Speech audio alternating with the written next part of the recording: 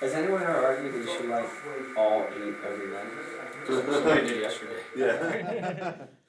He's got stock in a candle factory, I think. I mean, the point of it is to symbolize the number of the nights. So I don't see what the point of that would be. It is true that I'll tell you something else. The minimal mitzvah, the mitzvah that's perfectly adequate to be satisfied, is one candle per house per night. So you could have only one candle tonight? That's right. And you could have 30 people living in the house. Wouldn't matter. One candle per house per night. Now, there are two ways in which the Talmud suggests upgrading the mitzvah. One is that each responsible adult should light his own menorah. And the other is that you should increase the number of candles per night. Question of which takes precedence, but there are two possible upgrades.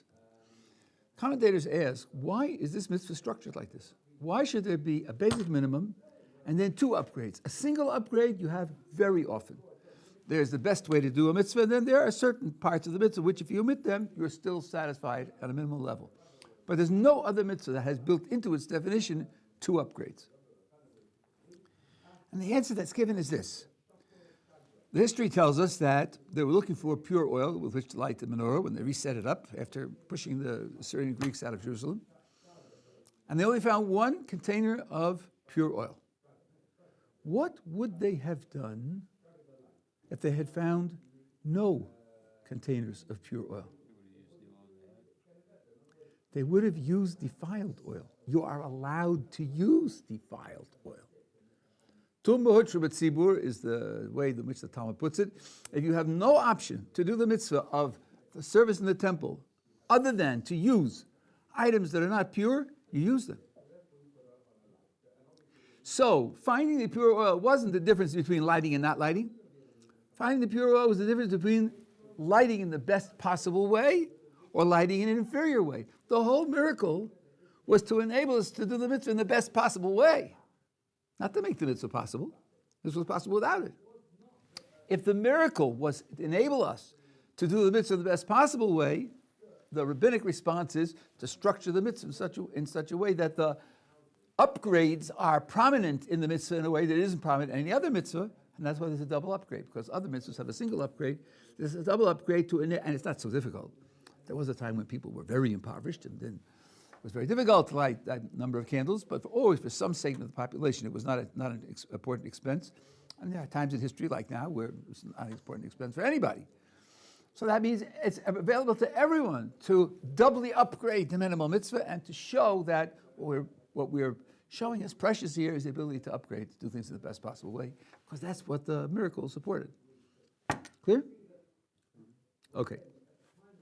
Now, last 2 days we made some remarks about the idea of nature and how that from the Greek philosophical point of view, nature is everything. And from our point of view, there's no such thing as nature at all. We proved that yesterday. I'm not going to go through that again. I said 2 days ago that our attitude towards Greece is not utter rejection. Our attitude towards Greece is to find what aspects of their lifestyle, philosophy, ideology can be incorporated into the tenets of Torah and use it. The parts that can't be have to be rejected, but the parts that can should be integrated. Now, yesterday I said that even though nature, laws of nature, causality has no ultimate reality, but since God is committed to its appearing that way, someone who studies the appearance, analyzes it in detail, and can predict what it requires, will be able to tell us what to expect.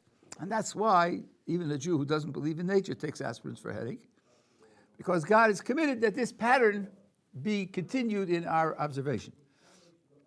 That use of the Greek impulse to understanding through science was practical.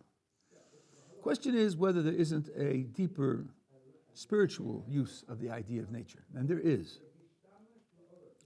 In order to explain this, I want to give you an explanation of what happened to Adam and Chava in the garden when they were confronted by the snake and they ate from the tree of knowledge.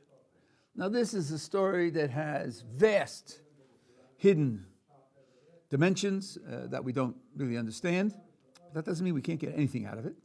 There are explanations which give us a superficial view, and the superficial view is true. It's just that it doesn't reveal the great depths in the story.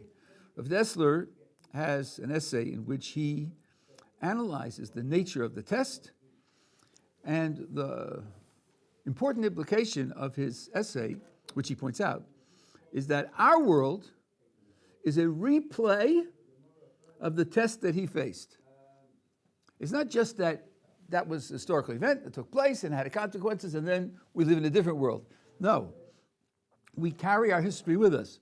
The same type of challenge he faced is what we face, and that means we can get insight from what he faced and how he failed, and we can get some understanding of what our challenges are. The idea of the snake is the idea of a temptation to evil that's external to the person. The implication, according to some, is that the first two people who were created directly by God were not capable of a deliberate transgression. They were not capable of a deliberate transgression. Come to Adam and say, look at this cheeseburger. Okay, he didn't have a problem with cheeseburgers, but look at this theft. Look how beautiful it is. Look how much profit you'll make. He can't hear you. He doesn't know what you're talking about. There's no internal motivation whatsoever for a deliberate transgression. The only way they could fail is if they could rationalize to themselves that what they're doing is correct. That in itself is what God wants. They were capable of rationalization.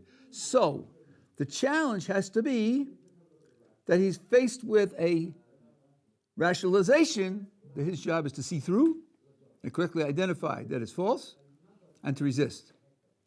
What's the rationalization? Well, God said, don't eat from the tree. It's just clear. That's the command. But, says Adam to himself, I'm not capable of simply violating God's will. I'm not capable of doing that. Okay, he said not to do it, and I won't do it. But then it's trivial. It's trivial. Nothing's been accomplished. Has there been any struggle? Has there been any great victory of good over evil, of courage over laziness and viciousness? I'm just following my nature if I do that. Wouldn't it be better to eat from the tree once? Eating from the tree once would mean to internalize the impulse to evil, as we are constituted. Every one of us is capable of doing something evil deliberately. We're capable of it, and we struggle with it. Wouldn't it be better, he thought, to internalize the impulse to evil and then conquer it, and then not eat further from the tree, and thereby win a great spiritual battle for the sake of God's will? Wouldn't that be better? So now, the normal response to such reasoning is, sure, we better, but you can't do it because God said don't do it. But it's not so simple, because Jewish law, the Torah, from which the whole world is created, does allow that on occasion a law of the Torah can be violated if it will lead to a great sanctification of God's name. The Jewish court has the authority to do that. Prophets have the authority to do that, and it has been done. It's been done in the Tanakh when Elijah challenges the prophets of Baal to a contest in the Haifa area, in the Carmel Mountains. And he says, you build an altar and I'll build an altar, and we'll put sacrifices on the altar, and I'll call to the Creator, you call to your phony gods, and let's see who sends fire from heaven. At that time, there was a law that since the temple in Jerusalem was standing, no sacrifices are allowed to be offered anywhere else in the world from the time that it was built, even when it's not standing. So he was violating that law. That's true. But in order to defeat the prophets of Baal in an open contest and to create a sanctification of God's name, it's permissible to do that. And the Talmud has a number of cases where the courts violated certain laws of the Torah because by so doing, they would create a sanctification of God's name. So now Adam's reasoning continues. Yes, God said not to eat, but look, God knows that he made available to me the structure of the Torah. So he knows I know this rule of the Torah, and he's taking it into account. He told me not to eat.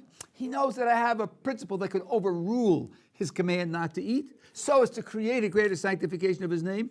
God surely took all of this into account, and he wants me to follow that meta rule and eat once, and then resist the temptation to eat from the tree when I'm lowered to a position where I could deliberately do the wrong thing. That was his reasoning. At this point, most people, when they hear this, say, that actually sounds pretty good. What's wrong with that?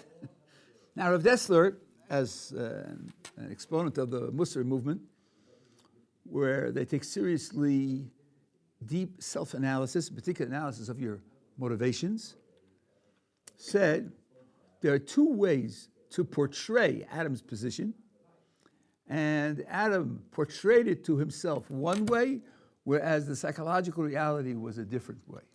I'll give you the two ways. One way to portray it is the way that I just said. If I just don't eat from the tree, then my sanctification of God's name in the world is trivial. There's no battle, there's no triumph, it's trivial. That's the way he portrayed it to himself. The psychological reality was different, and as you'll hear, it's the same words with just a different emphasis. If I just don't eat from the tree, then my sanctification of God's name is trivial. The second way is where I'm trivial. I'm trivial. What role did I play? What did I accomplish? What did I do? I have become trivial. I have no significance. I have no meaning. I have no value. The question is whether the external sanctification of God's name in the world is trivial or whether I'm trivial. And this was his challenge. His challenge was to do a deep internal self-analysis. What is my true motivation? To what extent is ego playing a role in this motivation? And notice, we're now talking about a spiritual ego. We're not talking about ego to get money, to get power, fame, pleasure. We're talking about a spiritual ego, an ego to accomplish something spiritual. That's also ego. That's also ego. And that was his challenge. His challenge was to analyze what was really going on in his motivation, to recognize that it was an expression of a spiritual ego, a desire that I should be somebody spiritual. And then to have said, that's not what God wants. That's not worth accomplishing through violating a rule to make a bigger sanctification of God's name, because it's not going to make a bigger sanctification of God's name. It's going to make me bigger. Making me bigger doesn't justify violating his rule. He failed at the self-analysis. How and why he failed, Rav Dessler doesn't say. This is, again, just describing the surface. And that was the failure in what he did. Okay, that becomes now the theme of the aftermath. The theme of the aftermath is to work on undermining the ego, unempowering the ego, facing where the ego is inclined to take charge, inclined to demand expression and reinforcement, and to say no. And if you look at our world, the world post-Eden, if you look at the way the world, God structured the world, and the way He put us into it, you can see that it is designed to create multiple opportunities, multiple dimensions in which the ego wants to be expressed, wants reinforcement, and our job is to, at every point, try to short-circuit that.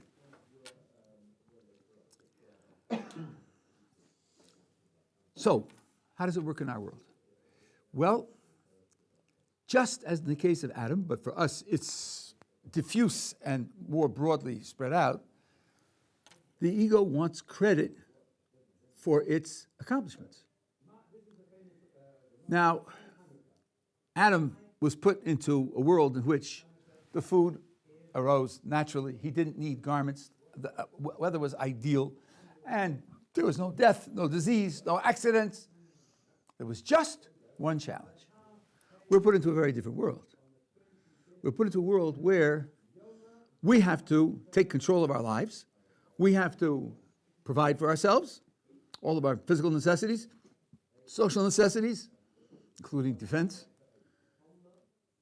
and yet somehow avoid the temptation of the ego to take credit for what we do.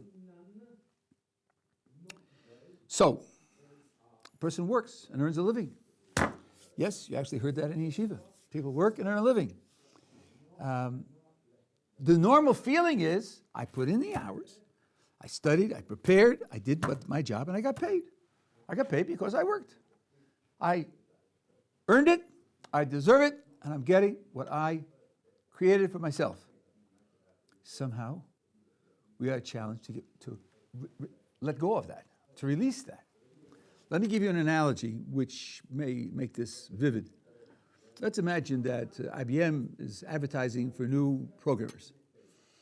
They're setting up a week's trial to identify people who are talented, and they're going to take 5 of them and hire them and put them into a new programming position. So they take these 100 people, and they say, here's a programming language, and here's a program we want you to write, a program that will do X, Y, Z. And they're writing the programs, they're running sample runs, and they're getting feedback. They can use diagnostics. And many don't get a program that works at all, and a number do get a program that works, and some work better than others. At the end of the week, 5 get the tap. Come in on Monday, these 5 programs did work, and worked well, and you're the one going to be the new programmers. Fine, they come in on Monday morning, and the IBM representative says to them, you guys are the most talented, and we are confident that you're going to do well at IBM. We just want to tell you something, that none of your programs worked. None of them worked. So they said, what do you mean? I ran it. I got the results. I ran the diagnostics. I know it worked. I said, no, all the results that you got were fed to you by master programmers to see what you would do. If it works, will you try to improve it? How will you try to improve it? When you ran diagnostics, the diagnostic results were not given to you. You were fed back false results so as to see what your next move would be, to see whether you're creative, whether you're inventive, whether you have imagination. We set up a maze to see if you could run through the maze. But your programs didn't work. You're the best guys. You get the job, but your programs didn't work. Do you think they feel deflated? Probably, because they were taking credit for creating a program that works. Something like that is how God runs the world. We make efforts. The results of our efforts are a gift. God presents us with the results. Our efforts don't create the results. Think of what we said yesterday, for those of you here yesterday. If every moment is a new creation, and no moment causes what happens in the next moment, it can't be a result of our efforts. It's just a new creation of God according to certain patterns. So we make these efforts, and God presents us with the results. We said yesterday, God is committed to a certain pattern of events. He wants the events to follow certain patterns. One of the things that pattern does is to make it look like we produce the results. It makes it look that way. Why does he want it to look that way? Because he wants to give us an opportunity to be sucked into the expression of the ego. If it looks like I produced the results, then I deserve credit for producing the results. I made it happen. And then the ego gets reinforced that I'm special. I'm doing something. That's precisely the position God wants us to be in, so as to be able to overcome it. So, before I enter into an effort, I ask God for help. And when I finish, if the result that I was hoping for arrives, I express my gratitude to God for giving it to me. Asking for help and expressing gratitude are antidotes to the ego. It's the same dynamic that Adam faced, only Adam faced it in clearly spiritual terms. Here we've been now translated it into physical terms. But it's the same dynamic of denying the ego. The picture we have, we mentioned the other day, and here it becomes very vivid, the picture we have of every action is a human being makes a decision. A decision is an event in the soul. Free will is an exercise in the soul. And then from there on, the motions of the body and the ripple effects into the environment are all a matter of the way God creates it. It means every action is a partnership. Every action is a partnership. None of it's done alone. The world operates in such a way that it's easy to miss that. Almost everyone does miss it. And most of us who know it intellectually, we know it intellectually. If you ask me a question, I know the right answer to give. But do I experience it that way? Do I feel it that way? And Rav Dessler, in another essay, points out this is not just a question of knowing the right answer intellectually. It's a question of how you experience the world. The goal ultimately is to feel that when something happens in the world, it's a direct divine creation. So much so, some of you know the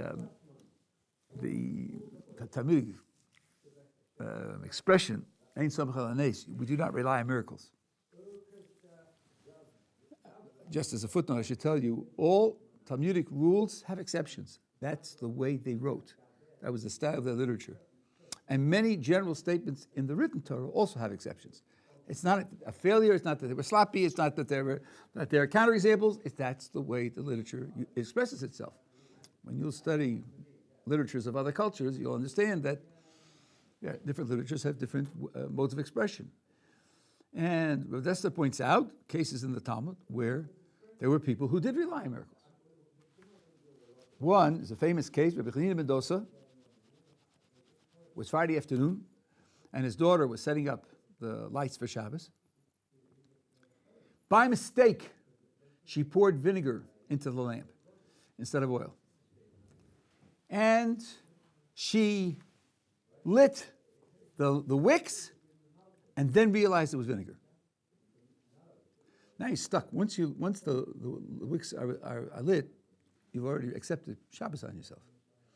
And the wick is flammable, but the vinegar is not going to burn.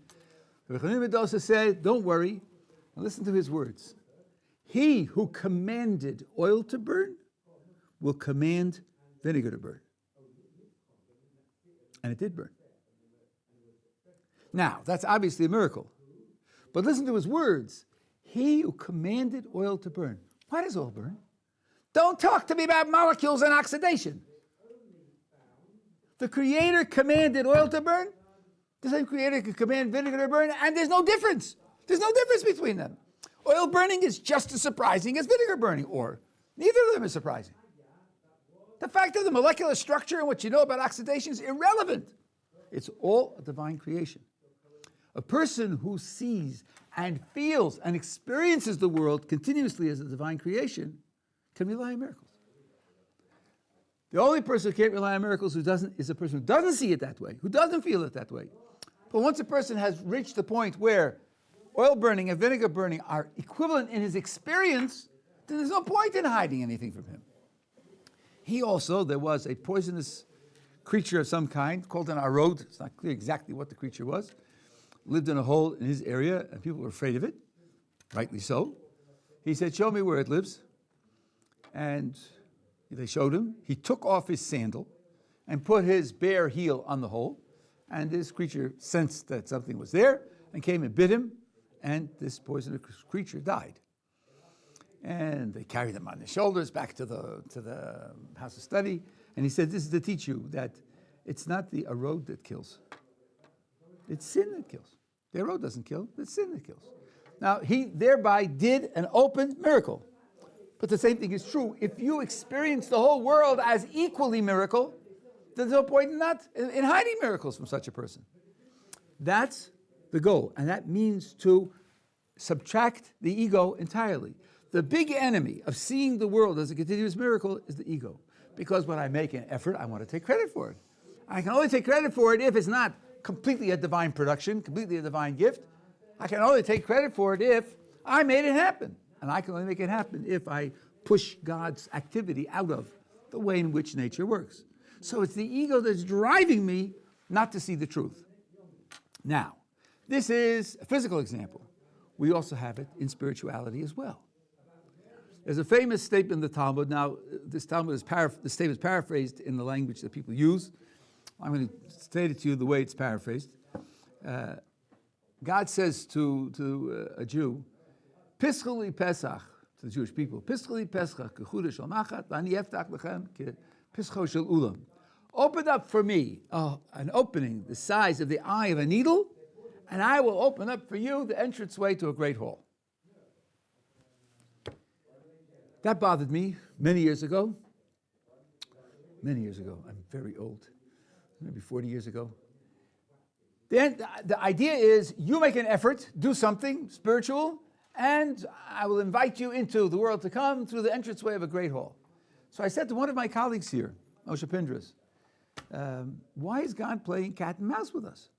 If I have to go through the entranceway to a hall, give me the power to open up the entranceway to the hall. Why does he say I should open up only the eye of a needle and then God will open up?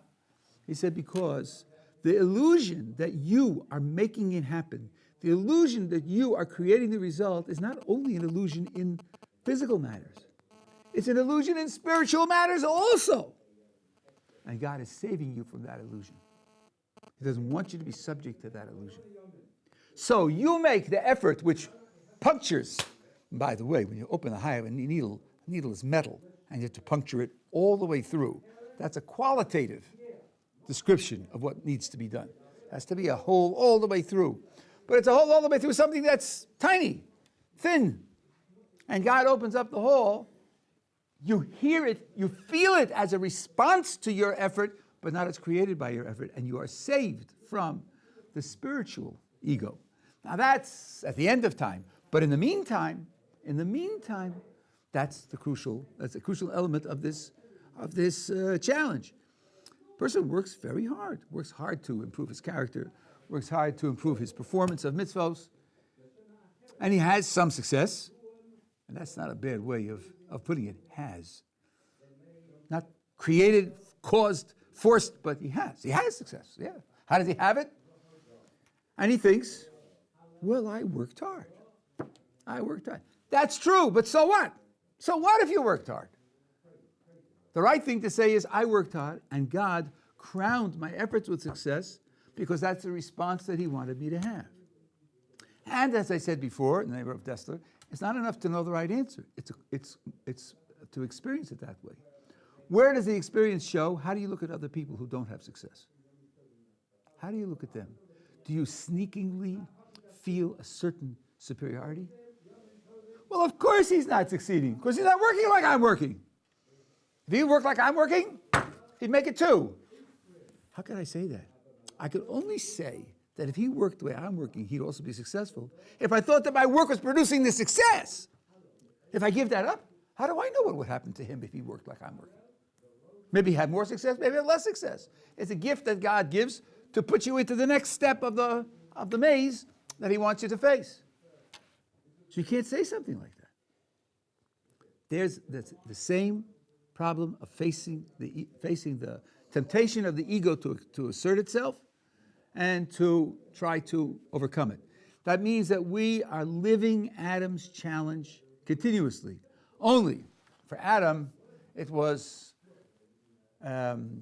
comprehended in a single challenge, but because of his nature that we can't understand and the nature of the conditions that we can't understand, it was all of our reality plus much more, all integrated into a single challenge. For us, it's been split up. That's one of the reasons there's so many people. There's so many people because it's split up. Each one of us faces it in a particular way. Each of the conditions of life, Ramchal says in the Derech Hashem, the way of God, has its own challenge, and no two are the same.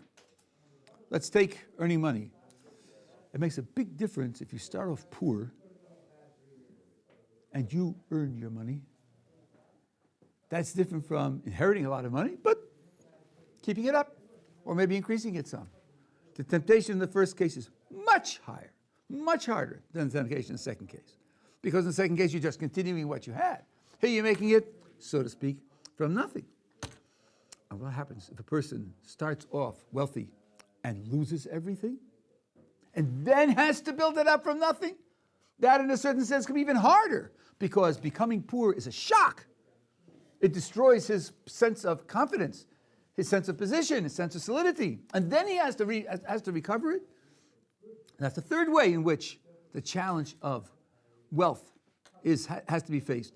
And it's endless. Did you have competition from siblings? And you're the only sibling that made it, so then that's also a challenge to feel I'm better than all my siblings. The variations on life conditions are variations on the challenge that you have to meet in subduing the ego. The compound, integrated challenge of Adam is split up into thousands, millions, and billions of people, and each one has his own slice of that challenge that he has to face and overcome. Okay, so now, nature, the appearance of nature is what facilitates this spiritual challenge. The appearance of nature is what makes it possible for me to think that I made the product. I'm responsible for the product, whether it's a physical product or a spiritual product. Spiritual product will be based on psychological nature, the extent to which I think that psychology is subject to my control and my creativity, following certain ways in which people are built, character is built, motivations are built, and in that way to try to take credit for what I'm doing. Are we together so far? Okay, so now there are certain strategies built into the Torah which enable a person to try to overcome this. And the one that I mentioned before is a crucial strategy. Again, Lutzato in the Way of God points this out in his chapters on prayer. You start every morning with prayer. Lutzato says, among other things, what you're doing in the morning this is a prelude to a daytime of effort. What you say in the prayer is, I know that everything comes from you, and therefore I'm asking you for success. When you ask for success, several things are happening. Number one, I'm acknowledging that it comes from you. And number two, on a deeper level, this I saw in an essay of Rav Matisyahu Solomon, who's the mashgiach in Lakewood. He should have a full recovery. He's not well. When you ask for something in prayer, you have to believe that God is listening. And if you ask well, if you ask meaningfully, if you invest yourself in the prayer, that could make the difference. Because God could say, if you're praying in that way, I'm going to answer you. And if not, not. Which means if you do that in the morning, you say, listen, all of what I'm doing in the day for it to be successful depends upon how I prayed the prayers in the morning. The rest of it is just what I have to do to make an opportunity for God to give it back to me, and give it back to me in a way that isn't an open miracle, because I'm not worthy of open miracles. But the real source of the success is that I prayed and God answered me and he gave this to me as a gift. If you carry that consciousness with you as you go through the day, then you have an antidote available for this temptation of the ego. And also, when you say thank you, every prayer ends with an expression of gratitude. Every time you say the silent prayer, the next to last blessing is an expression of gratitude. That becomes crucial from this point of view, because it's the gratitude which then subdues the claims of the ego to the prior successes and understands that they are a divine gift. This is the challenge of understanding who we are, what role we're playing in the world, and that everything that we do in the world is an intimate relationship, partnership with God. That's the challenge.